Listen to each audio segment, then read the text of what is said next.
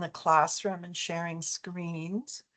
So there is that as well. And I did send out a message, an email message this morning, I think, as well. So, so welcome. I don't know if we have, is Michelle? Oh no, here comes some more people. Is Michelle, is that a new, an outside person who's attending as well? Michelle's an OCAD person. Yes, Hi, Michelle. hello. Hi, Michelle, welcome. Hi, thank you. Yeah, no, I know it's a very, people are panicking because this is midterm, and all of our midterm grades are due Thursday. So there is that element of like, oh, I'm trying to keep my blood pressure from causing me to go into angina fits again. Okay, so welcome people. We're going to get started. Just one of the things that we're thinking about for today, just as an introduction before I introduce our speakers, is that for those of you who are not part of the class, we have been exploring what's called a plan of action. And specifically looking last week at the idea of learning in terms of the action itself. This week, we're looking more at projects. And so last week we activated this object-based exchange as a way to focus and speak from our differences and commonalities in community and how we can find creative ways we can connect with emotionally charged moments and memories. So it's interesting knowing your work, Paola. I think that will be relevant today as well. So last week we shared cultural objects. There was a CD, a mug, rock, some jewelry, and there was this wonderful kind of figurative mask. And these were things that were all significant to each of us and held so much of who we are and of our collective stories and histories, which is, of course, why repatriation and access to such critical objects is so important to Canada's Indigenous peoples. I think Quinn spoke briefly. Quinn, who is the Director of Education at the Batashir Museum, spoke about how the museum's efforts around this, specifically referencing, for example, their moccasin collection, is important in providing that access. So, so just thinking and contextualizing today, perhaps it's of value to ask how powerful are the objects we make or design for providing opportunities for creative, long-lasting, and ongoing impact? How can we use what we do as artists and designers to critically engage with our cultural institutions and or support our communities? So this is kind of the two, I think, that I draw from the work ahead. So before we formally begin and I introduce our two speakers, I just wanted to provide a land acknowledgement. So we here at OCAD recognize the Anishinaabe, the Haudenosaunee, the Mississaugas of the Credit, the Chippewa and the Wendat peoples, and the many other diverse First Nations, Inuit, and Métis peoples that now make Toronto their home. In voicing this acknowledgement, we recognize Native peoples' historic place on these lands and express a commitment to honoring not only their relationship with this land, but also in valuing their role as stewards of this land and their status as knowledge keepers for this land. We note that we need to emphasize the importance of recognizing the historical injustices faced by many Indigenous communities and our mutual responsibility to understand the ongoing impact of colonialism. It is a process of naming, recognizing, and changing. Okay, so I actually will introduce both of you, and then I think we're going to start with Paola and then move into Stacey. I think, given that I think there'll be some interesting dialogue, not only between the two of you, but also with people who are here, and because we do have a relatively small group, I think there's an opportunity for conversation. So folks, please don't hesitate to post any questions or comments in the chat line. I have asked, as Judith is helping facilitate the PowerPoint presentations, I've asked Ali to collect these. So when we kind of finish the presentations, Ali, I'll ask you to to look to those first, and I'll help to facilitate discussion. So just to introduce both of you. So Paola Poletto is an Italian-born multidisciplinary artist, curator, and arts professional whose work is rooted in social practice and site specificity, experiential design, and a methodology inspired by feminist, queer, and Indigenous relational aesthetics. With over 25 years of exhibition experience, she builds her practice around an interest in multi-voiced creative narratives. Poletto is currently pursuing practice-based doctoral research in media and design innovation and is teaching at Toronto Metropolitan University. Her project looks at what it means and feels like to be an artist and art worker in a museum today. Poletto is also the independent co-producer of art lit projects, including OOL, Office of Life, an imprint she started in 2019. Stacey Sproule is a multidisciplinary artist, a tarot reader, and teacher. Her work includes performance, painting, drawing, florals, video, animation, audio, installation, textiles, and ceramics. Her fascination is with the liminal, the ephemeral, and the magical. She holds a BFA from OCAD, yay, in drawing and painting, and has exhibited regionally across Ontario since 2007, including Forest City Gallery in London, 711D International Performance Art Festival in Toronto, and the Art Gallery of Mississauga. She's taught at Workman Arts, Stonegate Community Health, Toronto Public Library, Regina Public Library, the County Arts Lab, and the Canadian War Museum. Stacey is also the programs director for the Prince Edward County Arts Council. So let me turn this over to Paola. Thank you. Thank you, Pam. Thank you, Stacey. Thank you, everyone, for giving me some time today. I'm going to read my presentation because it is it's something I've been working on for a little while, and it's the first time I'm kind of giving it a voice. So we'll go to the next slide. And I'll start. This past November, Jesse King opened his first curated exhibition as curator of the Market Gallery for the City of Toronto. Entitled Sky and Bone, Realities Unbound, he examines, this is in quotes, examines land, spirit, and sky to consider the question, do we transcend our physical selves, and what energies do we interact with and encounter? In the main room of the exhibition, and it's still on, is a series of large mixed media drawings by Robert Toole entitled Anishinaabe Walker Court Studies. They were made in 1993. In the exhibition brochure, Jesse writes, the Walker Court Studies exemplify the coming together of nations to decolonize a specific space and time through documentation, placement of language, and representation. Jesse and I had both worked at the AGO just before his city appointment. We coordinated the AGO's artist residency program together. When Jesse and I met up in the Sky and Bone exhibition, he explained how the 2025 video work by Casey Coxon, New Cookums version 2, was situated next to Hoole's work directing a healing path into the afterlife and our cosmos. I was profoundly moved.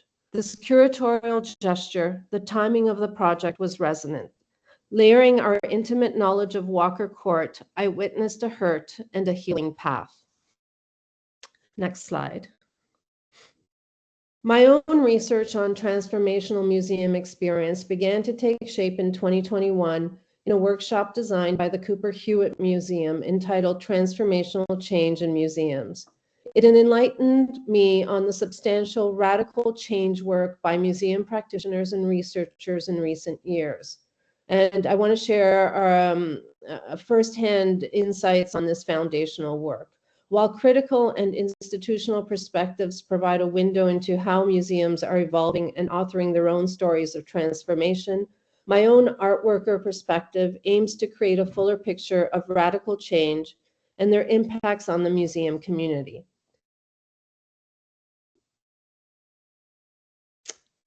I'm going to keep going. And, well, no, I'm sorry. I'm just going to, one of the mentors in that workshop, her name was Dr. Lauren Vargas, mused aloud, what does the whole self look like in governance, inclusivity, safe space, collaboration, and community growth? More than ever, self-reflection had become a necessary process with which to support and to lead, however possible, a kind of museum work that is dedicated to change, innovation, community growth, safe space, inclusivity, and above all, optimism. In Varga's question, there was the self within and as part of a community that carried so much responsibility to others and to a personal need to engage and respond more so in solidarity. While transformational museum experience addresses the relevance of museums in society more broadly, my research interests balance larger community needs with my own work and sense of self as an artist educator laboring in the hungry museum. Their toolkit, Tools and Approaches for Transforming Museum Experience, was designed for change work inside museums. They write about the importance of a well-crafted question. A good question creates an opening, a small crack, or a fissure in a well-worn belief. Flavored with just the right amount of provocation, a good question can put you on a path of exploration, expand your imagination, or even piss you off. Above all, a good question allows you to consider different futures. So, next slide. How does transformation shape my whole self? The noun transformation is defined as a thorough or dramatic change in form or appearance or character.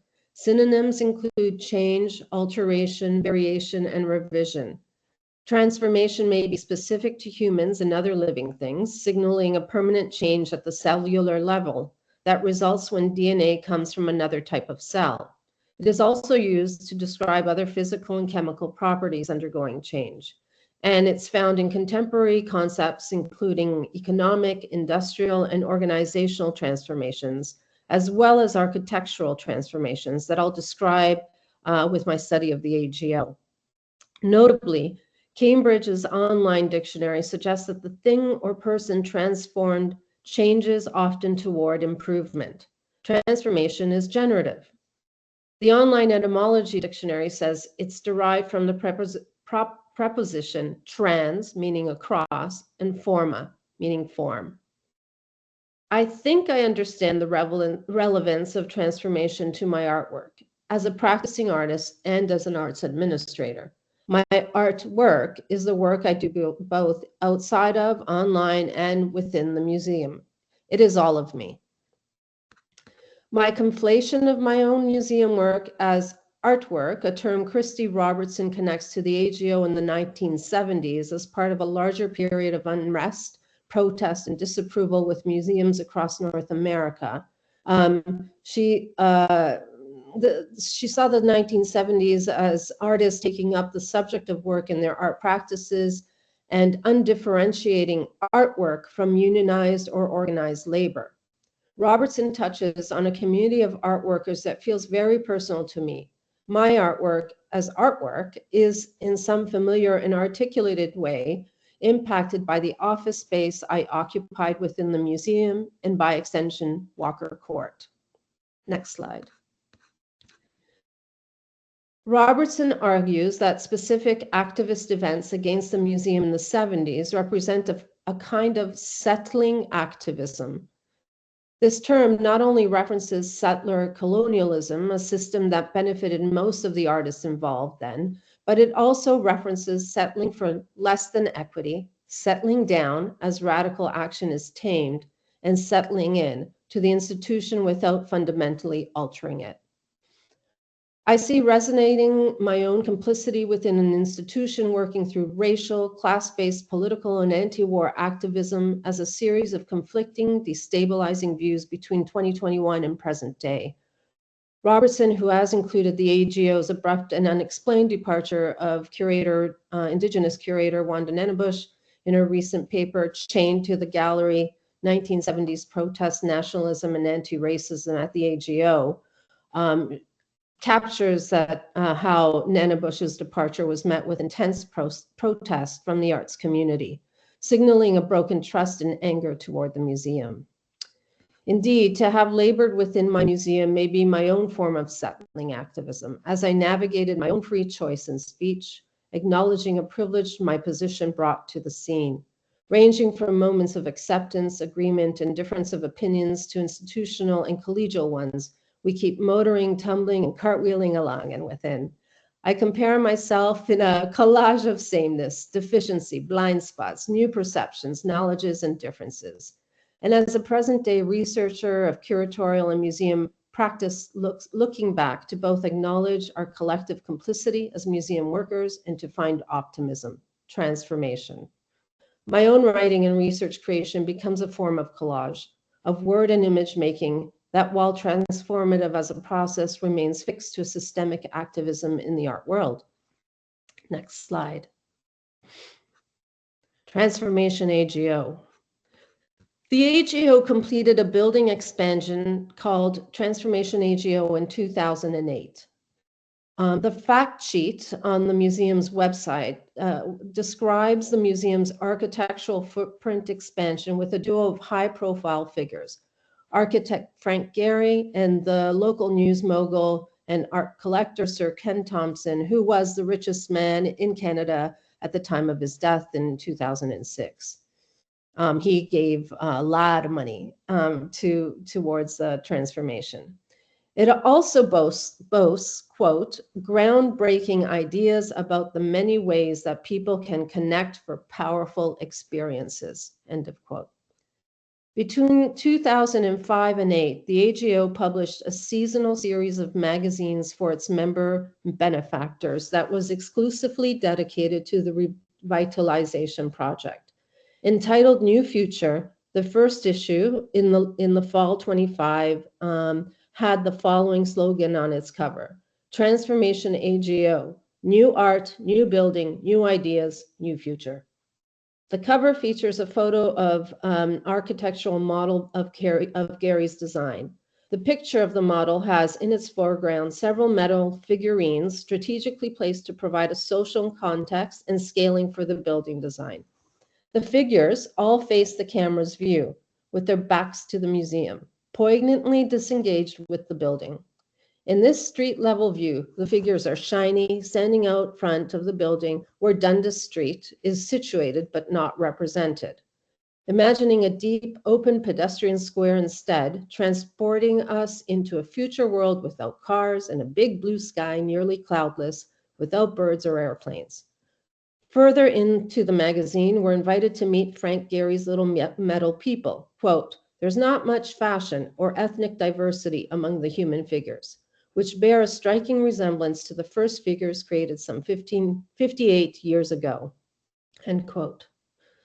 These opening pages strike a very peculiar tone. They visualize a future that is represented by staged figurines that symbolically moor people to the past in the dress and homogeneity. Set against the spectacular building model, in coats and business attire, the figures highlight an encumbered foot travel moving forth from the museum. Perhaps they represent many of the donor families featured in the magazine. I'm drawn to the figures in such a way that I feel stuck and heavy, but also disconnected to who they might represent. Next slide. Today, the AGO's new revitalization project, the Danny Reese Modern and Contemporary Gallery, foregrounds donor name titling, an understated expansion, and an adaptable and uncertain future in its silver lining. The donor titled space foregrounds the story of Danny Reese, the chairman and CEO of Canada Goose, member of the Order of Canada and an art collector. His generous donation is among the largest gifts in the AGO's history, this is a quote, and helps the AGO plan for this expansion with confidence, end quote. The new building symbolically coats an art experience with a down-filled Canada Goose coat that could protect us from all sorts of unpredictable weathers. An earnest approach, it is creating a hard line to philanthropic support. With symbols of flight, nationalism, warmth, and fashionable coats aside, Both Transformation AGO and the Danny Rees projects remain couched in words like power and confidence, privilege, money, and expansion. Next slide.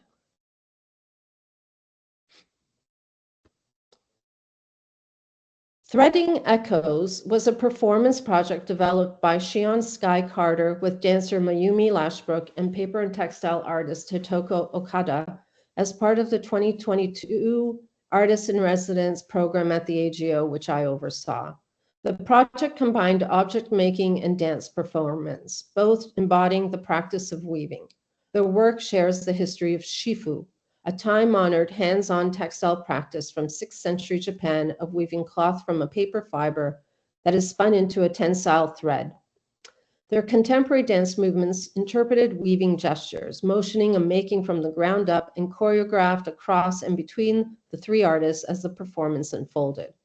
As I watched their rehearsals, I felt the project reckon with the institution's architecture, its histories and power structures.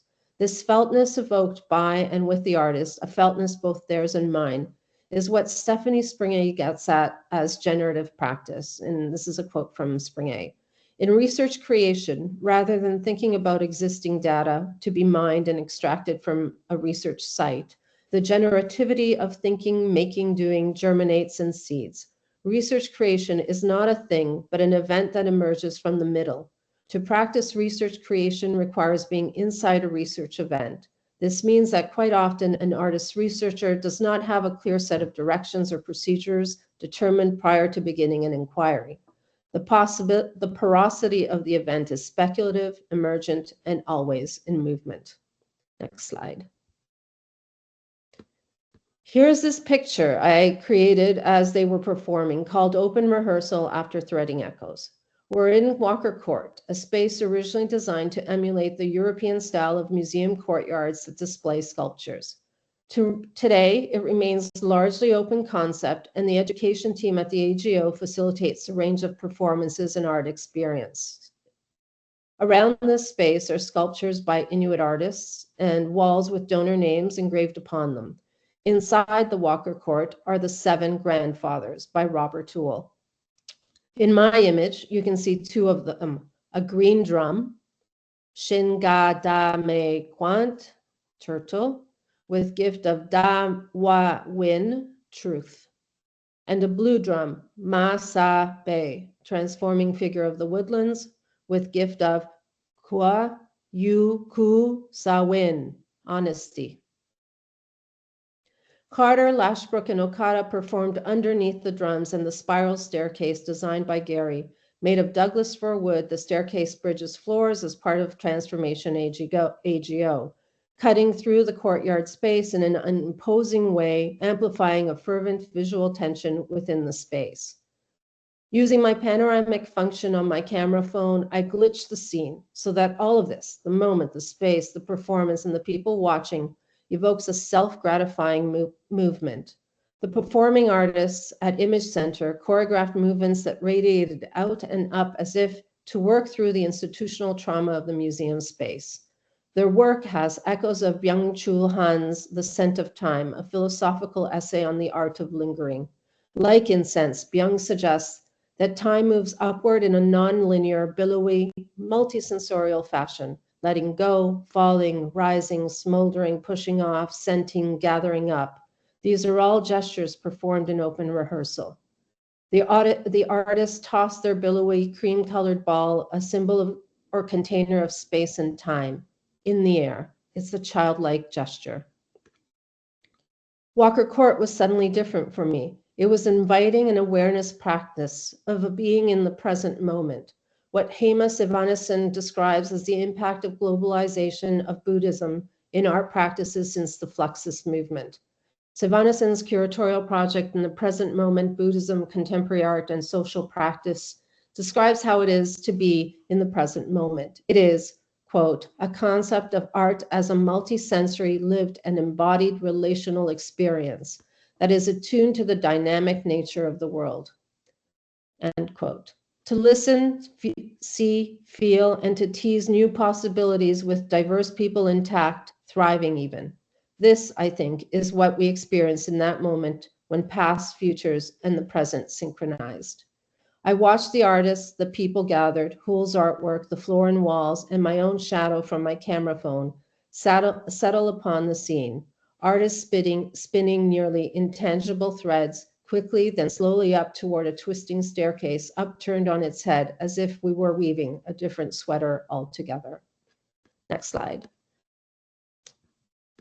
I'm thankful. Next slide, please. I'll keep going, but we'll move to the next slide if we can. Oh, fantastic. I'm thankful to Carter, who has provided me a resonant moment of making upon which I am mapping a methodology for museum working in the museum. Open rehearsal threading echoes merits a closer, more robust view than what I provide here, one that considers the artist's intent and impact on its own terms. What I'm providing instead is my photographic work that entangles open rehearsal threading echoes as my pictorial matter, and that triangulates their work with my own aims towards understanding my work in the museum. I had made photos of Carter's performance program from the arcade that surrounds Walker Court. From a slightly elevated position nearby the donor walls, my camera view looks down into Walker Court. A spectator figure, bottom left in the image, has captured my attention. With their leg turned just so, they seemingly possess all the strength and cosmic energy to twist the museum staircase into a pretzel. It's as if they have composed and shifted the walls in my photograph. I embroidered around this compelling figure to memorialize their transformative energy. I was inspired by Ronsov's textile punctum, a paper where they described the transformative effect a wine stain on their shirt had made on them at a party. In my photograph, or perhaps better, it's our photograph, the spectators, the performers, Hull's, Gary's, mine. This figure, bottom left, represents creative force within the museum, individuated and also connected to others in the scene, including the photo taker beside them, as much as the scene itself. The threads I've sewn around them are tight and intentional. Their icy blue color frames the figure the same way the decorative cornices, similarly toned, decorate the room. Both share a site specificity rooted to the performance taking place at a specific time and location within the museum's archive of artistic presentation. While the cornice stays in place, the figure moves on into street following and stays in photo. In a symbolic sense, the figure's back to our view keeps us out, forming a barrier between the artist and picture viewers, obfuscating our paths toward entering the frame and the performance space of the museum. Indeed, with turned back, they do not appear to acknowledge our presence. As gatekeepers, perhaps they're not so nefarious. Rather, they're just say they're there to shelter us. Surely, we risk being subsumed into the spatially twisted scene. Were they not there to hold us back and out of harm?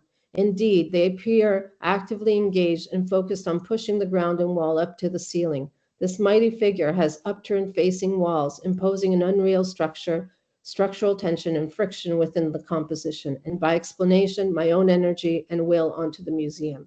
You might agree it's incredible. It's a violent scene as much as it is ridiculous as well. True. Materially speaking, my stitching takes this gatekeeper figure out of the scene, as if another layer or plane is formed. Perhaps my stitching and the photograph, broadly speaking, represent a subconscious gesture of care and solidarity with the artists who weave imaginary threads of forceful calm into space. My laboring over time on this photograph's meaning to me is the work.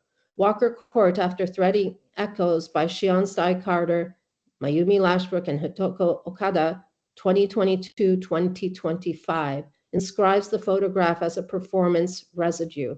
My stitch on the photograph makes this gesture intentional, gives the figure export, for am I not the author of the image of these performers? As I perform the photograph, the archive, the work, the subject. While the cornice pulls them back, us back in, the stitching effect, it now seems, has redrawn or perhaps accentuated the borders between the corporeal body and the architectural body.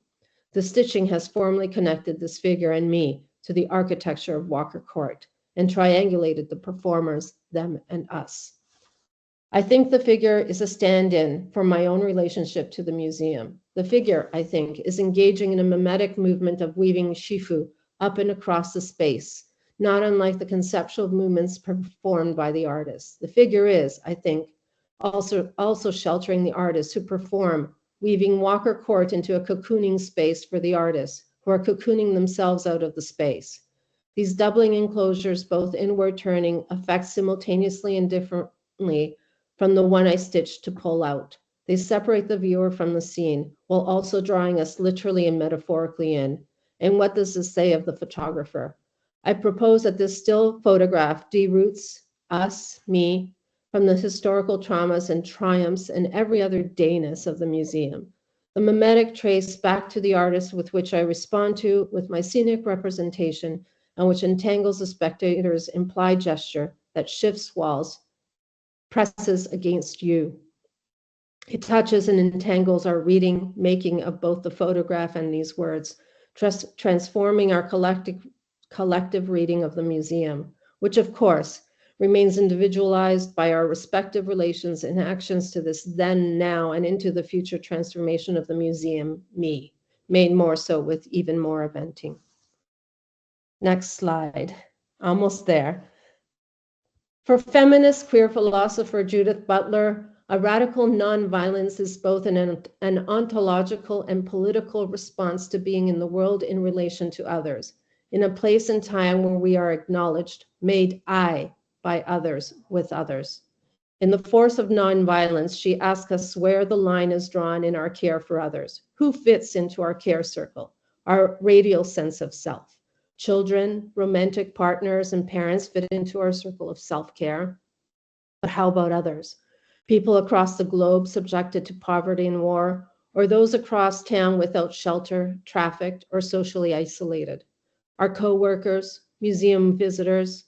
A transformational museum experience inspired by the United Nations 2030 Agenda for a Sustainable Development roots a way for museums to stay relevant, to be actionable in their local and global communities.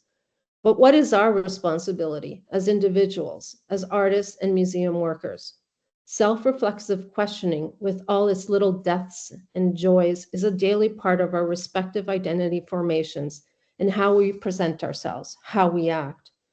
Nonviolence, in Butler's view, requires an acknowledgement of a pre-beginning violence, requiring greater work than, say, a retaliatory response rooted in further mimetic violences. Violence and nonviolence, institutional, collective, ours alone they are not, shape our personal and civic decisions. We do not act alone, we are not made alone, and we cannot create alone. Our individual choreographies matter. They rupture and ripple, soak and embrace. Observation, inquiry, creativity, and learning through photography, drawing, or any other effective feltness, that's from Spring A, open up new and sometimes transformative models of engagement in the continuous and cacophonous multitude of cycles of creation and decay that sustain us. In it, the artist worker shows us a way of eventing the museum that expands our collective ability to perceive and to grow things from the ground up. When we act through artwork, our identities morph and entwine. They penetrate, they root down capillaries, connecting us to unspeakable and audible truths, now or into the future. This radicality is a sensorial awareness requiring durational time with representation beyond the institutional frame. And the last slide. Thank you, Wolf and Buffalo, for imparting humility and respect. And thank you, everyone. Thank you so much, Paola. I ended up creating a sort of conversational dialogue with you in the chat line. So just as I responded, and of course, this is so exciting to get this from you, just giving Stacey a chance to get set up here, because I didn't realize how much, how similar our work is for me as a performance artist, right? And now I'm actually now using performance, which is videotaped and then made into stills. which which has become my practice because of the limitations of being able to actually use use my hands and my eyes. And so as a segue, I've been very fortunate in knowing people like Stacey and the Prince Edward Arts Council, because I have used their space a few times. So when I actually work on this, I have an opportunity to come to Prince Edward County when I can. I'm usually there last week, Stacey, but I've been dealing with a lot of medical stuff. So Yeah. and of course the snow has been so bad. So so I invite you, Paula, to have a look at that, and I'll do the same thing for you, Stacey. And then that will kind of inform some of the things that I've responded. So please, folks, don't hesitate to add your own comments in there as well, so that both artists and educators have an opportunity to kind of think ahead. So I'm going to turn this over to Stacey now. Thank you, Pam, and thank you, Paola. That was incredible to Yeah, see is that your fabulous? work. It's amazing. I also love, I mean, I think there's an interesting dialogue here that happens across this kind of like this idea of institution, I think, somewhat, and like what an institution means. I think it's also like, I feel like different but same in some of the stuff that I'm going to talk about. I think there's a through line kind of here. Oh, I do too. Also, go ahead, Pam. No, I was just saying I can really see the connections. And also to a certain extent, even though we shouldn't be doing this because this is part of the discussion afterwards, but also, just the different pressures depending upon the institution itself.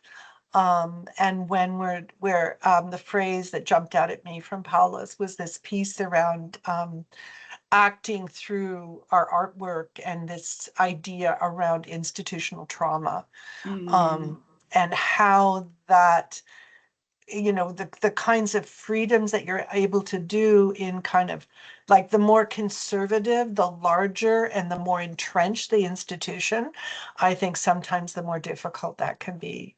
So anyway, we're going to move now to a different community, which I think is a little bit more open. Yeah, it's a few less walls here. A few less walls. Great way of putting it. Yeah.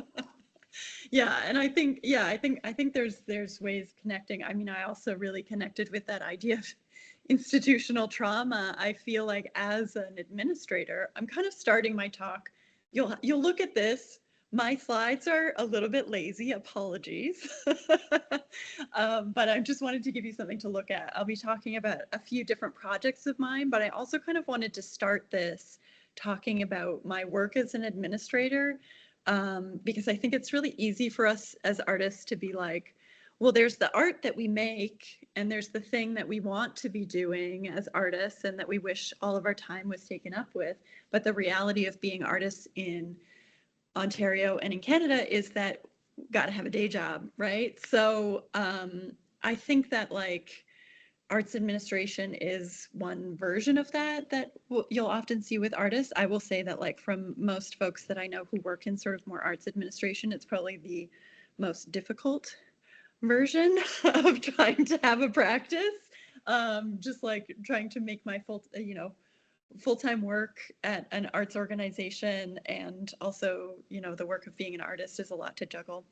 But I'm also aware of the fact that my work wouldn't really be what it is today without my work as an administrator. And I think there's like a layering of this idea of community. I was almost kind of thrown off by this idea of community, but of course it's like so embedded in everything that I do as an administrator and everything that I do as an artist, in a way where I almost can't even see it at times. It's so like sort of interwoven. There's the community that I live in geographically, which is its own very specific kind of community. So I live in Prince Edward County. And there's also kind of like this art community, which is like a nebulous, ever-changing thing. And there's kind of this Venn diagram between those two things that there's overlap, but there's also significant divergences. It's like, which people are you speaking about? I think even beyond that, a lot of my work deals with like the more than human community and how that interfaces with the human community in like, you know, both for better, for worse. So in starting to talk about my work as an administrator, I am the programs director here at Prince Edward County Arts Council. We're a small town community arts council, so we're a non-municipal arts council, not like the Toronto Arts Council, which serves as sort of a funding arm of its municipality. We were started originally as a grassroots organization. This year is our 40th anniversary. So, which I like kind of can't believe, but kind of can at the same time. In Prince Edward County, we have found out recently that we have the highest concentration of artists in Ontario, tied with Stratford and Niagara-on-the-Lake, which is incredible. If you've ever been to Prince Edward County, you know how small it is. Not small geographically, just small as in not a lot of people. It's quite sprawling geographically. And I feel very aware of the force of all the stewardship that has happened to bring this organization to the place where it is today, as this, you know, currently very responsive arts service organization, where in a place where we don't have a public gallery in Prince Edward County, we don't have an artist rent center in Prince Edward County.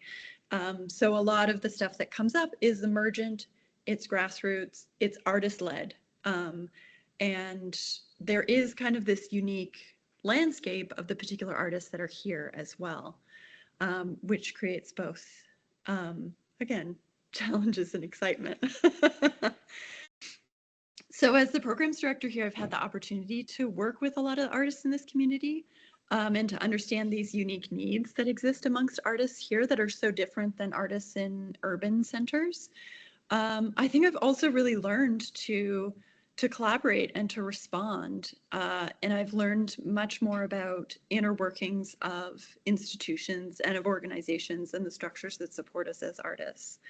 I believe that, you know, working in arts administration is the thing that's helped me to finally be successful at applying for OAC grants. And I think I'm not even exaggerating about that. I think that's absolutely true. It helped me connect these dots between impact and communicating the context in which your work has importance outside of, you know, just the arts. And especially like being in an organization where you're kind of steeped in communicating these impacts, it's inevitable that rubs off. I feel like I get fired up every day where I'm like, people don't understand the economic impact of the arts. Fools, like, which, you know, at the same time, I'm also like, it shouldn't have to all be economic impact, but, you know, that's the Trojan horse that we have to ride in on.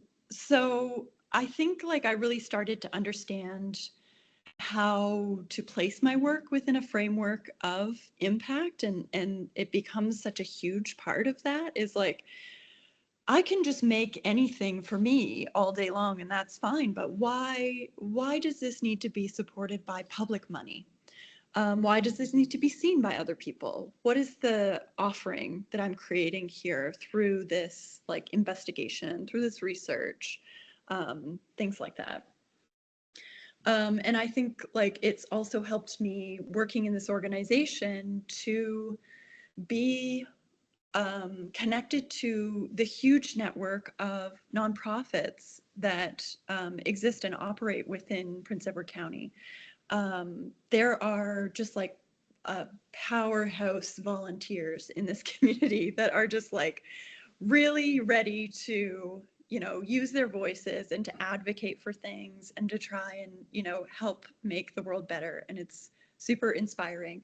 I have a dear friend who there's nothing that she loves more than doing a deputation for council, and I love her for it. As having to you know, do that every once in a while as part of my job is not my favorite thing to do, but she's like, oh, just do a deputation. Just tell council how you feel. It's beautiful. So the first kind of project that I wanted to talk about here, I just have a few little projects that I'm going to talk about in a bigger way. Is what's up on the screen now is just some stills and some behind the scenes footage from my work Sojourn. Sojourn is a 4-minute animated work that I will show you. I think we'll have time to watch it. It's quick. It was completed with OAC funding early in 2025. The project is based around the South Shore of Prince Edward County, which is a significant area of biodiversity. It's a stretch of about, I think it's 26 kilometers. It's a high density flight path for migratory songbirds, and it is the last undeveloped stretch of Lake Ontario shoreline in Canada, which is a lot. That's like, let that sink in, right? A lot of this project came out of like my process as an artist kind of like witnessing. Like I feel like this project started to come to light for me when I was starting to see, being fairly new to Prince Edward County, but seeing the change rapidly happening and also seeing the change across the province too. Witnessing the like, you know, awful decisions and the terrible violence that's happening at Ontario Place. And the continual like misuse of public funds and lack of public consultation and just like failure to use the system that's in place in order to get consensus and to destroy, you know, public green space was pretty devastating. And I feel like Sojourn, it kind of grew out of that, was a seed that grew from that, looking at that. So this space, the process of creating this work really for me started with reaching out to a local organization that advocates for these lands. So the South Shore Joint Initiative, who I had worked with through my job as an administrator. Cheryl Anderson, who's their executive director, is an incredible woman, very knowledgeable, and she helped me with sort of like wayfinding for the project. And giving me some kind of like facts and ideas to go around. The project is a moving sort of like meditation and portrait, I guess, of the South Shore in a way. The process involved me visiting these lands in the spring and early summer of 2024, capturing video, bits of motion there, rotoscoping that on small index cards, and then shooting that in motion along the trail over 3 days. So it looks like one continuous day, but it's sort of one end of the South Shore at one day, the next end at the other. So you can see me in this picture here, both sides, either side, I'm like using my rig. So have a furniture maker friend here in the county who made me that amazing little frame that the index cards plop into. So the process is like plop a drawing in, take a picture, move the whole rig forward about a foot, plop a new card, take a picture, move the rig forward. So it's a very slow process. So not only is animation a slow process, it took me about 6 months to do the drawing work of 2,500 drawings. And then, you know, this sort of like endurance performance of shooting it all. So if we go to the next slide, I just want to briefly show the area that I'm referencing. There it is. So that kind of like flat side there is all of this area that's considered the South Shore. So that section that says Monarch Point is the conservation reserve that just got conservation status in, I think, 2021 or 2022, something like that. And then there's a few other parcels along there that are private land. There's some land trusts, there's Nature Conservancy land, national wildlife areas, things like that. So it's quite a significant area. It's also a It's an Alvar ecosystem. Most of that area is an Alvar ecosystem. So it's limestone, very, very kind of like rare. Certain kinds of things grow there. So I did want to show Sojourn real quick. If we have some time, I think Judith has the link. Yep, just give me 1 sec to switch the window. Well, I have it up. I just need to get the window up and then go from there. Give me 1 second.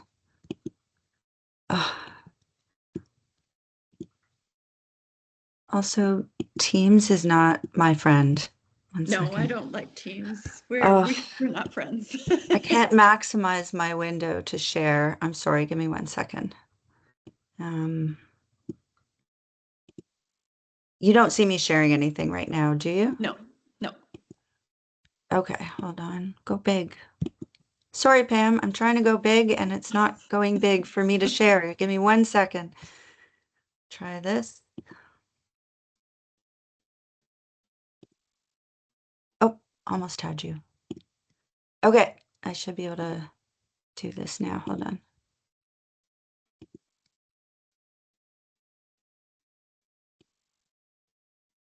Okay, can you see this now? Yeah, there it is.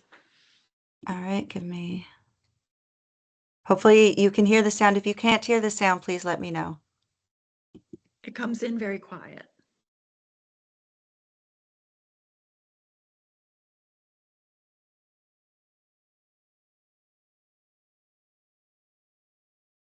I don't think the sound is playing. Okay, give me 1 Sorry. second. It's okay. Sorry to make this technically complicated. It's not It's beautiful, you, though. it's not even me. Here we go. Okay, this should work. Hold on. Okay, I'm going to go back. I'm going to minimize you and make it bigger, and we should be good. Okay. Yes.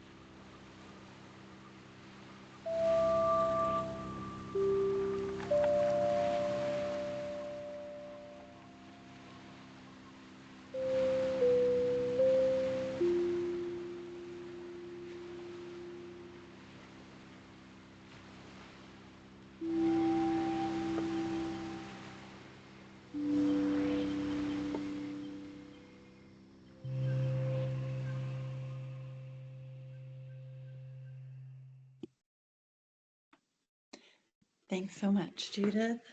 So yeah, that's like, I feel like when I show the process first, you can kind of tell. I get the question sometimes where the belief is sorry. that there's a, oh, sorry. Nope, my apologies. It's okay. That there's like a superimposition of the drawings, but it's all done in camera. This is shot on an iPhone essentially. So so that kind of brings me back to like the next work. So yeah, you can go back to my slide. If you'll give me 1 second, I just want to Yes, make sure no that rush. I'm bringing up not the wrong thing. Yeah. Okay. So much pressure. It really is. I'm feeling it right now. Just give me 1 second. Allie's, as other people have pointed out, the techno wizard here. So I'm really trying. It's good for your brain, right? It may not be so good for my brain right now. Truly sorry. Just I'm trying. I don't know. Sorry, I just don't see the window. I really apologize. Okay, Good. let's try. I can't find you. This is the problem, is that I can't go back to the window where you are to save. That's my problem. I really do apologize. I have to tell you, that was so lovely while I'm trying to figure this out. Point Peter is a really special place. I go there quite a bit. Yes. And that was just such a lovely representation of it. Okay, I think we're good. We're There good. we go. Go Yeah. ahead. I apologize. Thank you.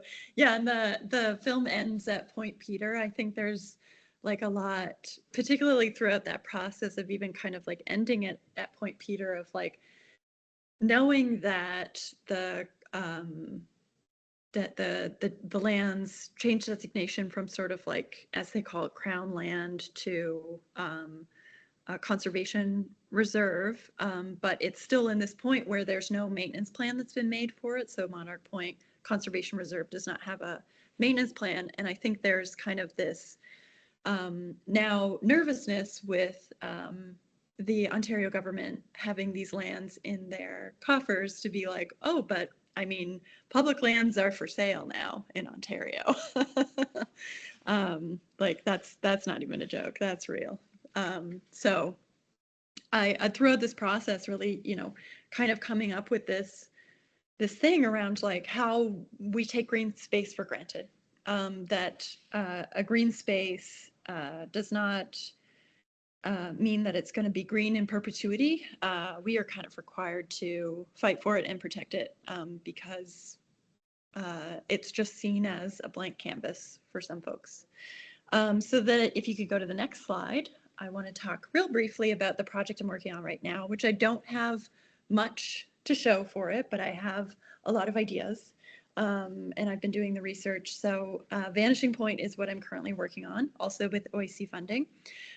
This work focuses on another significant green space in Prince Edward County. It's the Millennium Trail, which is a 49-kilometer former rail bed trail that stretches through the county from Carrying Place to Picton, so following the old rail line. This trail is a significant green space, and there are currently no rules in place to protect particularly its hedgerow and its natural heritage. My project Vanishing Point will examine different spots along the trail, but I've started in Picton because it's sort of closest to where I live. There are 2 large subdivisions which are currently in process or in some kind of approval, that are going to be abutting the trail, and both of them are built sort of like on top of and beside an environmental protection area that is just being rezoned, because I guess you can just do that, called Waring's Creek. So the work Vanishing Point is going to be a 3-channel animation. The 2 shorter channels are going to be work that I've captured on the trail in the same spot over a period of time. So I'm shooting animation about 10 frames every week for a year on the trail in the same spot. You can see my kind of like rig on the right-hand side here. This is a prototype of it, but essentially it, again, made by another furniture designer. Love me an industrial designer who can make me something that I'm like, it has to be this and it has to, you know. So Paul Epp built this for me, and it slots over the mile marker on the Millennium Trail so that I can have the phone holder at the one spot and then the drawing on the other side, and it's always in the same spot. So when I return there, I'm sort of like have my registration set up, and I'm always getting kind of the same vantage point. A lot of this project, again, is sort of like consultation, a wider range of consultation through community members, through community organizations, like talking to the PEC Trails Committee, talking to the folks from the Field Naturalists, from the Warings Creek Improvement Association, and then just like trail users, like just people. I'm out on the trail pretty much every day, and I'm trying to find ways to capture the experience, the sort of like human experience of this like corridor and these important lands. And so I think Vanishing Point really like kind of teed me up as, I mean, sorry, Sojourn teed me up for Vanishing Point in this way of like, especially this artist as witness that I was talking about before. If you go to the next slide, this is what's happening out there already. So January 3rd is, or January 23rd on the left-hand side, there's still trees there, and then February 6th, there's no trees. Yeah, so they just, part of what's happening here as well is that like on the, when I'm walking this way on the trail, I forget which direction that is, all of this is like the development, and they've built roads out there for that now.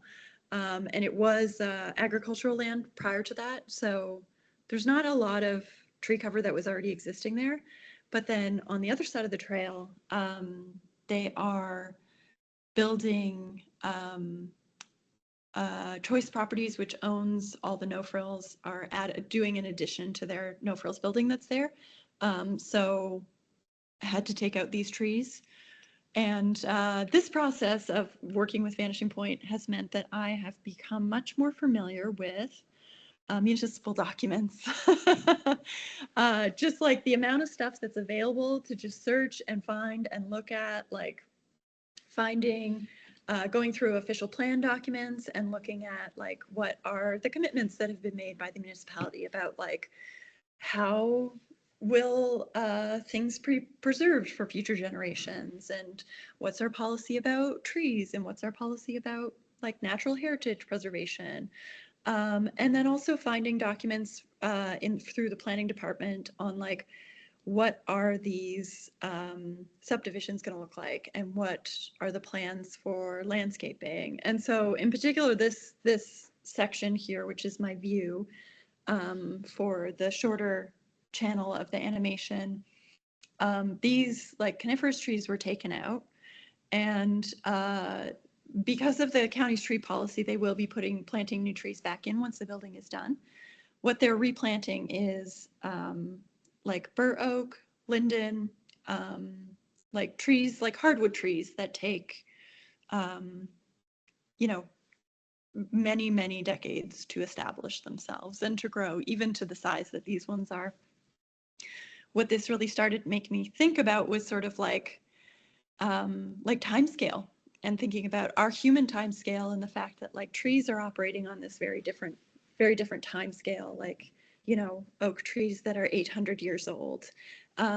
So in, you know, what is institutional memory essentially? Like if we have this policy where if you take out trees, you have to plant trees, but were these trees planted simply 20 years ago, and then in another 20 years those trees get taken out, and another trees, like it's just kind of this like cyclical thing where I feel kind of like trapped in a nightmare sometimes. But I think it's really important to look at and to talk about. So this project is ongoing and developing. It'll probably be done in sort of 2028, but it's been a really great process to also be able to access the incredible amount of folks who have knowledge, like whether that be like ecology, knowledge, knowledge to do with sort of like environmental sciences, and things like that. Like I'm just so grateful for the people that I get to consult with, landscape architects, planners, all these kinds of people. And it's amazing to be able to collaborate on this type of research with them. So, and then the last little thing that I wanted to talk about is another type of like community collaboration. So Midheaven is the show that I have on right now at the Agnes Etherington Art Center in Kingston. This show kind of like emerged entirely from a relationship that came out of my job. So meeting Emily Changer, who's the director at the Agnes, and Emily's MO is much more about like sort of interrogating the institution and interrogating it in a way to say like, well, what are the structures that are more supportive for artists? How can we lead, hospitality in our institutions? Like, how can they be more hospitable places? So they're currently building a new building, and they have this offsite space that's just sort of like a grungy little garage space on the Queen's campus. And she invited me to do a show. And the invitation, if I remember correctly, was just like, do you want to do a show of any kind, whatever you want? And I, of course, was like, yes, absolutely, I do. And so the show that I came up with was Midheaven, which is collaborations between myself and 4 other collaborators, all of whom I've known for quite a while. And the prompt that I gave them all was kind of like, we are working with the astrological point of the midheaven, which is the zenith of the sun's rise, represents a person's most public self. And so that's kind of like that was the container that we worked in. So a lot of the work is around sort of like atmosphere, sky, the color blue, our personal personas, like artists as working people, all kinds of things like that. So it's very experimental, very research-based. And I wanted to just leave you with one quick little, I know, I'm sorry, Judith. Stress Judith out again. Do not apologize. I'll take the stress. Just give me a second. So this is a work that is a collaboration between myself and Victoria Chong. And I shot these 2 channels at the Vermont Studio Center at a residency I did at the end of 2024. One channel, you'll see both of them together, plus some of Victoria's soundscape. She's like mostly a musician. And one channel is animation shot at dusk, and the other channel is animation shot at dawn. So we're really reflecting on this triangle of daylight hours created by the ascendant, the midheaven, and the descendant. So I think it's just a couple minutes. Oh, sorry, I have to share it with sound again. Yeah, sorry. Nope, I've learned my lesson. Or didn't. Sorry, I'm just getting up to close the door. Just a sec. Okay.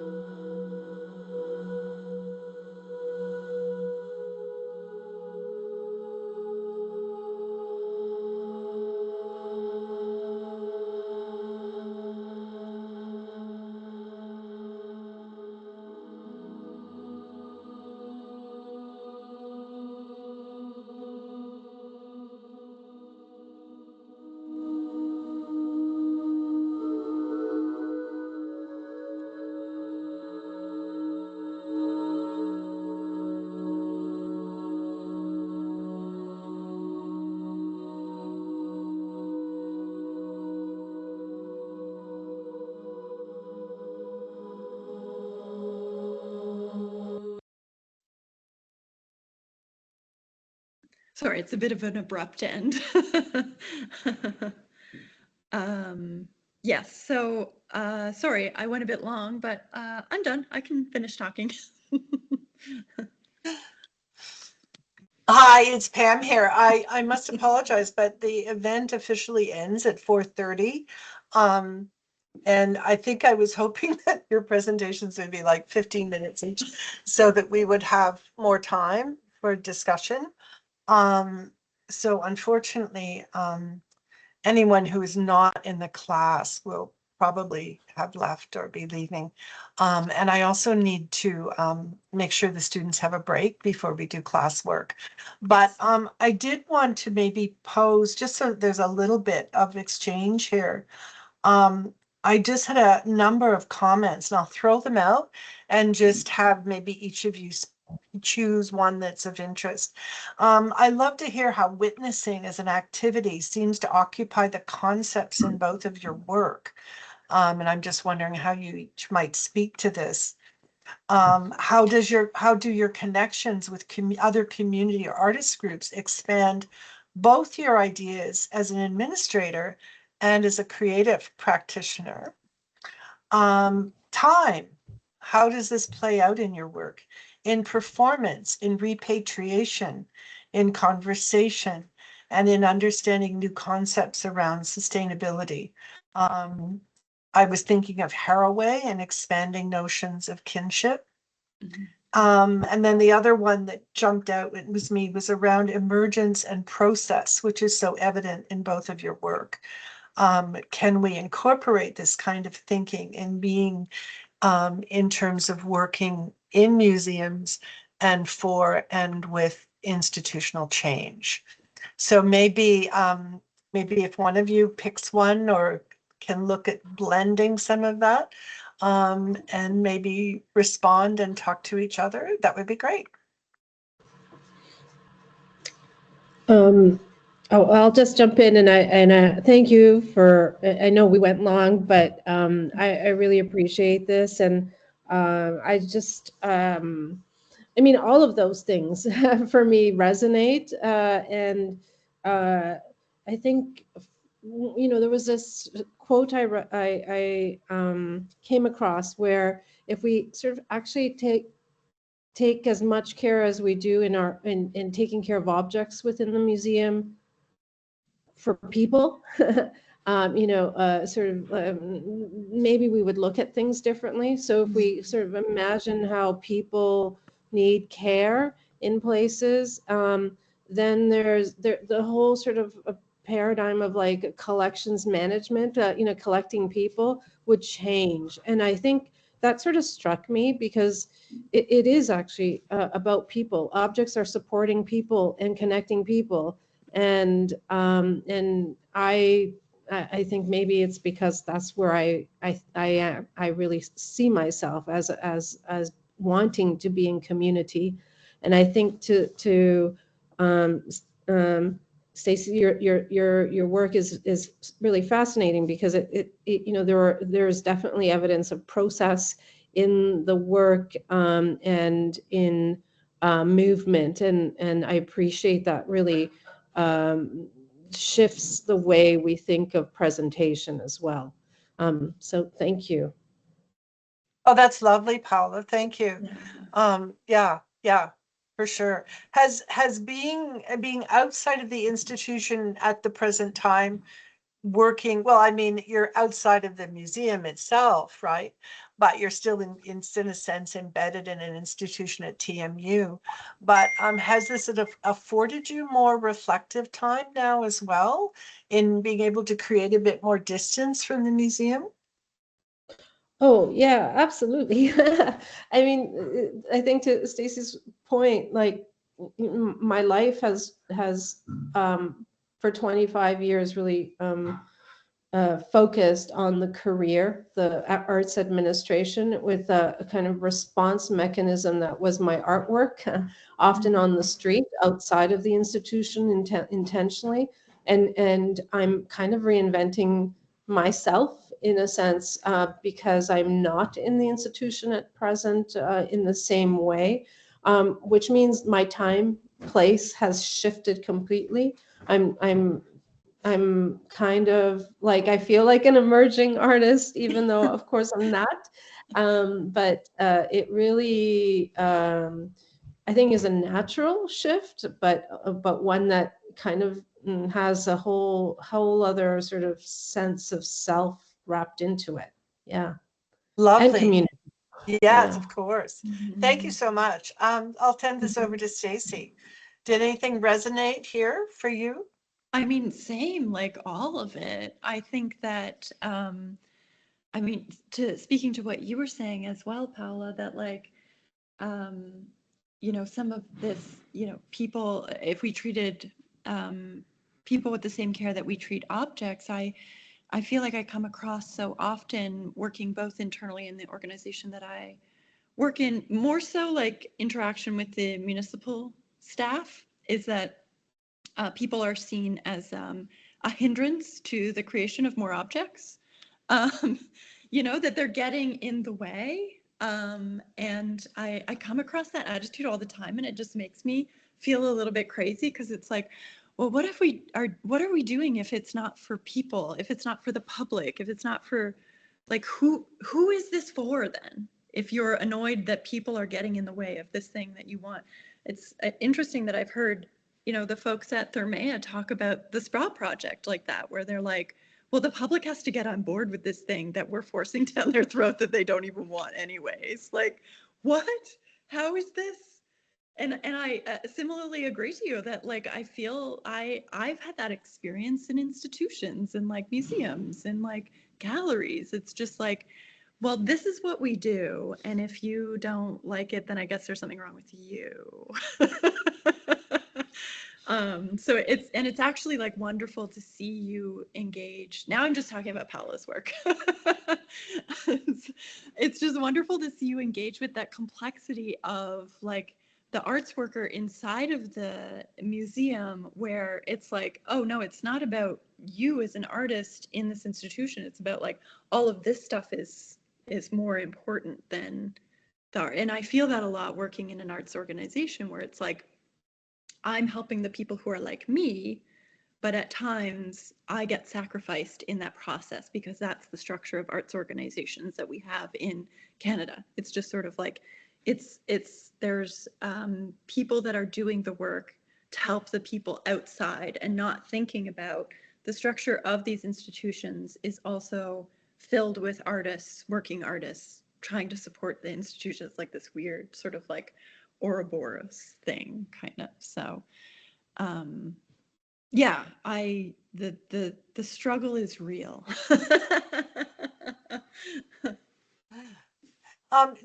Judith or Ali or anyone else, would you like to also? This is terrific. Yeah, this really, I feel so, you know, I'm totally selfish. You know, I always organize these talks because I really want to get certain people together, you know? and also because I really want to hear more about your work. I'm so happy you're working with Emily. Do you know Emily? You must know Emily, Paola. Emily Chang. She was actually, believe it or not, a student of mine. When I was working at the Art Gallery of Ontario, we had Emily in as a guest curator for this course that I was teaching. I think it was called like going public or whatever it was. I can't remember. It was a long time ago. And she was just starting out. And we had a meeting actually between Emily, myself, oh God, no, I can't remember their names. Susan Four and Shirley Hudson Hill. And we all met. This was just sort of when Emily first started at Queen's. Yes. And really this piece of discussion around, you know, how can you facilitate change and how difficult it can be, not only in entrenched institutions, but also, I'm thinking, Stacey, in your case, because I was living in the county for 35 years. Yeah. So saw some huge changes, like when I arrived there, which would have been in the late 80s. I think the only person who I met finally in the 90s was Hree. who actually understood what contemporary art was. Yeah. The rest of them all thought I was crazy, right? So Yeah. I go to these like art get-togethers and I'd sort of sit down at a table and people would move because that's what it was like. I was perceived as a bizarre interloper, right? And that Yeah, has changed considerably it has, but from and I those think years. yeah, and there is some kind of like there's vestiges of that as well too, where Oh, it's for like sure. there's an insular kind of quality that can happen here, and I wonder if it comes from this like particular kind of settler culture that's very, like I think that influence of like of loyalists kind of being like, well, we're going to start our own thing and do it the way that we want to do it, and kind of like fuck all y'all. Like I think that kind of like it still persists here, and I think one of the biggest challenges for me as an administrator is doing that education bit of being like, the rest of the world doesn't do it like this, and if it's just county first, county only, no one's gonna care. So Yeah, it's yeah. Let's ask Paola. Paola, how do you experience, or have you experienced sort of entrenchment as well within the museum institution, and how has that changed? Have you witnessed a change in that over the years? That's a great question, and it's a hard one to answer because I mean I think on some level I'm part of the entrenchment as much as Of I want to course, be we're all complicit. the Yeah. yeah. Though I would say that a good example is at maybe at the international level where the definition of museum was changed in 2020, just a few years ago, maybe Oh, okay. I want to say 2 years ago, 2 or 3 years ago. And before that, and it took the international body over 3 meetings to make the change. It was so controversial, and the controversy was really the new definition was going to include people in it. And I mean, I'm paraphrasing, but that's pretty much it. And it was so you almost had like two camps. Like there's the camp who are like, yeah, it's people led. Museums are people first, and then you've got the more traditional where it's about preservation of objects and in support of people and such. And there are two. Clearly, I kind of land in the people first section, and I think it's probably why I fall within education and public programming, even though I certainly have an appetite for curatorial work. So it's a tough one to see internationally. Sometimes it doesn't trickle down, but it does in various ways. So what happens and has been happening in the last few years, in my opinion, is just watching how education departments have been shifting and shifting back. So forward a little, maybe really acknowledging the curatorial kind of practice of bringing people together, and then saying no, we need to focus on the objects in the stellar exhibition. So that's always in movement. But I think that kind of answers your question. There's always going to be that sort of tough balancing act between a museum that is responsible for a collection and all the money that is required for that, and a museum that should also be putting as much money in its people. Yeah. I think we'll end there because it really does encapsulate a lot of what the dynamics are within this course in particular, right? Because the students are actually sort of working and studying in relationship to the Batashi Museum, but they're also developing projects in community. And so, how do they meld the two? Where do they find those connections? And of course, both of you are experienced not only as artists, but also as educators. So the voice was really very clear. So thank you both so much today. As I said, I will work on tonight on seeing about getting the recording, and if I'm able to make it public, I will send you a link. For the rest of us, we should take a quick break. And I will see you back at 5. And there I want to go through how do you set up working with community. And also we'll look at the community overview assignment, which is coming up. And also this is your week for signing up for your second visit assisting at the Batishou Museum.